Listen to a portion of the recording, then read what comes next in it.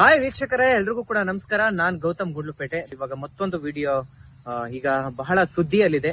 So ಏನು ಇಡೀ ದೇಶವೇ ಬೆಚ್ಚಿ ಬೀಳ್ತಕ್ಕಂತಹ, ಅಂದ್ರೆ ಪೊಲೀಸ್ ಇಲಾಖೆಯೇ ಆಶ್ಚರ್ಯ ಪಡ್ತಕ್ಕಂತಹ ಒಂದು ತೀರ್ಪು ಹೊರಬಿದ್ದಿದೆ ತಮಿಳುನಾಡಲ್ಲಿ.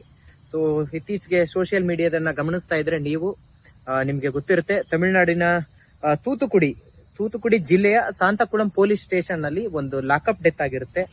ಸೊ ಆ ಪ್ರಕರಣಕ್ಕೆ ಸಂಬಂಧಪಟ್ಟಂತೆ 9 ಜನ ಪೊಲೀಸರನ್ನ ಗಲ್ಲಿಗೇರಿಸ್ತಕ್ಕಂತಹ ತೀರ್ಪನ್ನ ನ್ಯಾಯಾಲಯ ನೀಡಿದೆ. ಸೊ ಇದು ಒಂದೇ ಸ್ಟೇಷನ್ ನ 9 ಜನ ಪೊಲೀಸ್ ಆಫೀಸರ್ಸ್ಗಳು. ಸೊ ಇದು ಬಹಳ ಒಂದು ದೊಡ್ಡ ಮಟ್ಟದ ಒಂದು ತೀರ್ಪು ಅಂತ ಹೇಳ್ಬೋದು. ಆದ್ರೆ ಈ ಒಂದು ತೀರ್ಪು ಯಾವ ಹಂತಕ್ಕೆ ಮುಂದೆ ತಲುಪುತ್ತೋ ಗೊತ್ತಿಲ್ಲ. ಇದು ಡಿಸ್ಟಿಕ್ ನ ಕೋರ್ಟ್ ತೀರ್ಪನ್ನ ನೀಡಿದೆ, ಮದುರೈನ ಡಿಸ್ಟಿಕ್ ಕೋರ್ಟ್ ಅಂತ ಅಂದ್ಕೊಳ್ತಾನೆ. ಸೊ ಆದ್ರೆ ಇದು ಮುಂದೆ ಯಾವ ಹಂತಕ್ಕೆ ತಗೊಂಡೋಗ್ತಾರೆ ಅನ್ನೋದು ಗೊತ್ತಿಲ್ಲ. ಆದ್ರೆ ಈ ಸಂದರ್ಭದಲ್ಲಿ ನಾವು ಒಬ್ಬ ಹೆಣ್ಮಗಳ ಬಗ್ಗೆ ಮಾತಾಡ್ಲೇಬೇಕು.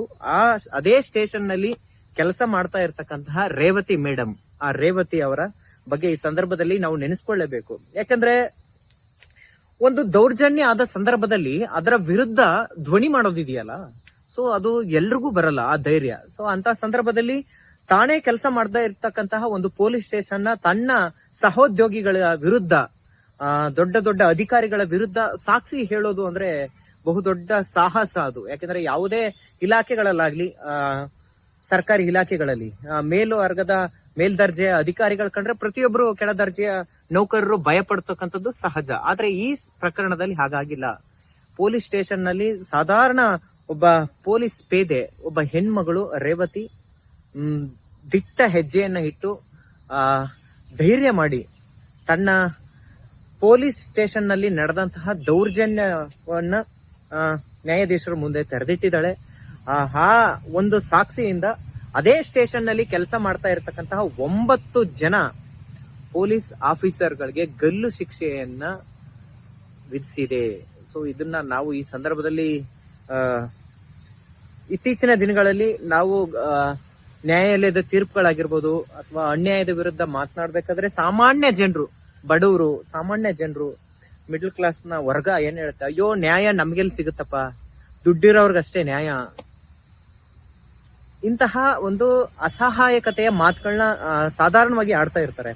ಸೊ ಅಂತಹವ್ರಿಗೆ ಈ ಒಂದು ತೀರ್ಪು ನೋಡಿ ಎಷ್ಟು ಇನ್ನೂ ಕೂಡ ನನ್ನ ದೇಶದಲ್ಲಿ ನ್ಯಾಯ ಅಂತಕ್ಕಂಥದ್ದನ್ನ ಎತ್ತಿ ಹಿಡಿತಕ್ಕಂತಹ ನ್ಯಾಯಾಧೀಶರುಗಳು ನನ್ನ ದೇಶದಲ್ಲಿ ಇದ್ದಾರೆ.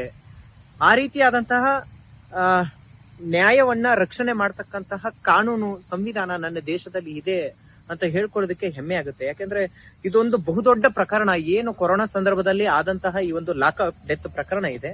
ಸೊ ತಂದೆ ಮಕ್ಕಳು ಇಬ್ರು ಕೂಡ ಪೊಲೀಸ್ ಟಾರ್ಚರ್ ಅಲ್ಲಿ ಮರಣ ಹೊಂದಿರ್ತಾರೆ.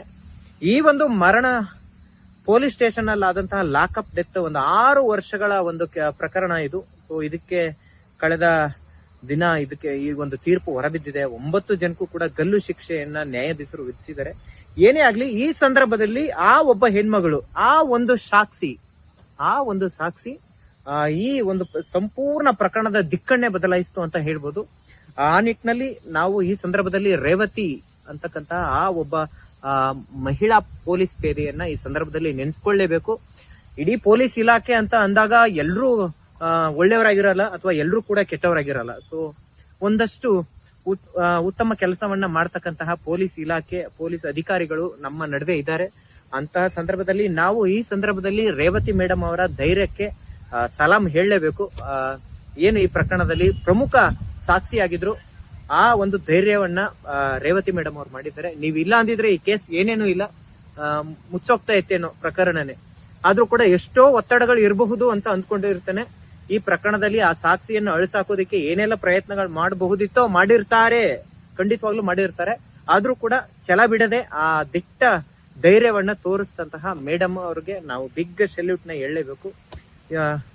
ನೋಡ್ತಾ ಇರಿ ಹೀಗೆ Gautam Gundlupet. Thank you, bye bye.